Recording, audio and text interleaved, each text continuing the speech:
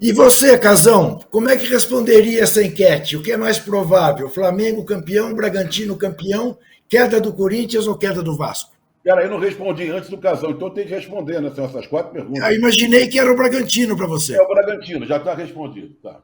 Aham. Olha, a questão do Bragantino é o seguinte: é o time mais perigoso do Botafogo. É o time mais perigoso do Botafogo. Por quê? É um clube, é um time que está correndo na disputa do título silenciosamente. Não tem mídia, não tem manchete, não tem debates sobre o Bragantino. O Flamengo ganha, é só Flamengo. O Bragantino também ganha, mas é só Flamengo. Então, o que acontece? Se você pensar que o Botafogo é um ônibus na estrada, aí ele olha no retrovisor e só vai ver a jamanta vermelha e preta chegando. Mas entre a jamanta vermelha e preta e o caminhão preto do Botafogo, tem um carrinho que não aparece no retrovisor, que de repente, na hora que você olhar, o carrinho passou. E você não vai nem perceber. Então, a corrida para o título em relação ao Bragantino é exatamente isso. Ninguém está vendo o Bragantino. Ninguém fala do Bragantino, Juca. O Bragantino está a 7 pontos do Botafogo e se fala do Flamengo que está a 9. Mas o Flamengo tem que alcançar e passar o Bragantino antes para chegar no Botafogo. E o Bragantino está ali quietinho, jogando bem, um time rápido, bem treinado. O Botafogo tem que tomar cuidado com o Bragantino, porque o Flamengo ele não vai perder de vista, mas o Bragantino ele não está achando. O Bragantino ele não está achando. Em relação à queda lá, o Corinthians tem desvantagem, como eu falei antes fora do ar. O Corinthians tem só 7 vitórias. O Vasco e o Santos, eles têm 8 vitórias. Esse meio de semana, o Corinthians joga em Cuiabá, com o Cuiabá animado, empolgado, muito melhor que o Corinthians, diga-se de passagem. Que se o Corinthians perder, vai ser normalíssimo. O Santos pega o Curitiba, que já está rebaixado. Apesar do 7-1, esse jogo caiu com uma luva. Vai pegar um time que já está rebaixado. Pode, de repente, fazer uma grande vitória e se animar para o confronto direto com o Corinthians no final de semana. E o Vasco pega o Inter em casa, que vem do 7-1. É impossível um time que mete 7-1 num outro grande time continuar focado. Dá aquela relaxada, porque os noticiários, os debates são todos falando desse 7-1, 7-1, 7-1, 7-1. Então a tendência, uma possibilidade normal é o Santos ganhar, o Vasco ganhar e o Corinthians perder. Aí os 3 ficam com 33 e o Corinthians entra na zona de rebaixamento, que só tem 7 vitórias e os caras vão para 9. Então o Corinthians está correndo um sério risco, na minha opinião. Porque dos 3, Juca, o Corinthians é o único que não teve pico de resultados em nenhum momento. Desde o começo do ano, inclusive. O time do Corinthians ele tá mal e maré baixa, sabe? Aquela marezinha. O Santos e o Vasco não. Já deram explosão. O Santos ganhou do Palmeiras, fora de casa. Goleou o Vasco, ganhou do Bahia, da Fonte Nova, e depois tomou esse 7-1. Mas tem esse pico de grandes resultados. Então a expectativa do torcedor do Santos e do Vasco é muito maior que a expectativa do torcedor do Corinthians, que não viu nada disso no time. Quer dizer, entre as probabilidades, você acha que a maior dessas 4 é a queda do Corinthians? Cara, não dá para cravar a queda do Corinthians. Não é cravar. Desses 3 cai 2, eu acho.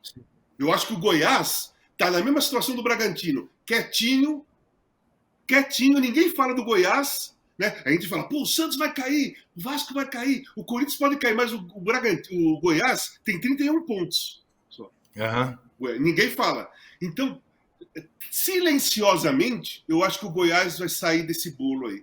E vai sobrar 3 grandes, que 2 vão ter que cair. Bom, é sabido que camisa pesada, nessa hora, atrapalha mais do que ajuda, exatamente. Porque pesa para baixo. Pesa como âncora. E não por acaso o Corinthians tem uma âncora até no distintivo. Né? Você entra no lamaçal, puxa para baixo a camisa pesada.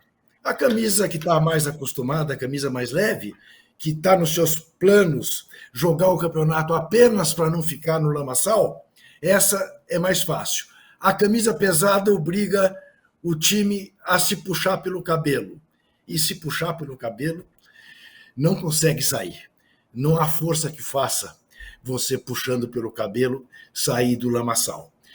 Gostei muito dessa imagem do caminhão alvinegro, um fusquinha pequenininho ali entre ele e o ônibus rubro-negro. É isso mesmo. O Bragantino está aí. O Bragantino joga com o Flamengo fora no Rio, na rodada 30. O jogo que está, por enquanto, sem data, por causa do imbróglio lá com a final da Libertadores. E na rodada 34, o Bragantino recebe o Fluminense, o Botafogo. Recebe o Botafogo em casa. Então, essas 5 próximas rodadas são realmente de ficar muito atento, tanto lá em cima quanto lá embaixo. Agora, Casão, você com a sua experiência europeia como jogador, mais uma vez o Vini Júnior, agora em Sevilha, foi vítima de atos de racismo. Até uma criança repetindo o gesto do adulto. Eu te pergunto, diante do nada que a Liga Espanhola faz, isso não vai ter fim? Então, não vai ter fim enquanto os jogadores não tomarem uma posição. Porque as federações não vão tomar. As confederações não vão tomar posição nenhuma. O dia que os jogadores do Campeonato Espanhol se reunirem, os capitães se reunirem e falarem assim, vamos parar o campeonato por causa do racismo. Aí vai começar todo mundo a se mexer. Todo mundo vai começar a se mexer, porque você para a fonte de dinheiro. Você para o lado comercial do futebol, que virou isso, tem um grande lado comercial hoje em dia. Hoje não tem mais aquele romantismo. Tem um pouco de romantismo, mas uma fatia bem grande de comercial, de entrada de dinheiro, de negócio, negociatas. E se as federações não sentirem o drama dos jogadores se mobilizarem e parar com o campeonato espanhol, não vai mudar nada, porque não mudou nada. Não mudou nada do ano passado para cá, continua do mesmo jeito. Vinícius Júnior sofre racismo do mesmo jeito, da mesma coisa. Não tem diferença nenhuma. Né? Que nem jogadores agridem mulheres do mesmo jeito. Os caras agridem mulheres, afasta um pouquinho, depois volta a jogar e tudo mais. Jogadores estão envolvidos em apostas. Sai um pouquinho, depois volta a jogar. A não ser na Itália. A Itália vai pegar pesado para os caras. Porque sempre pegou pesado. A Itália sempre... Até o Paulo Rossi ficou suspenso 3 anos, só voltou para jogar a Copa de 82. De 79 a 82, o Paulo Rossi ficou suspenso por envolvimento em apostas em jogo. E depois foi para a Copa do Mundo... Totoneiro. Depois foi para a Copa do Mundo e fez aquilo que fez. Na Itália, a coisa pega. Por falar em agressão... Um ano, hein? Júlio, ele podia ficar pelo menos mais 6 meses, né, Zé? Mais 6 meses, aí não pegava a gente, né?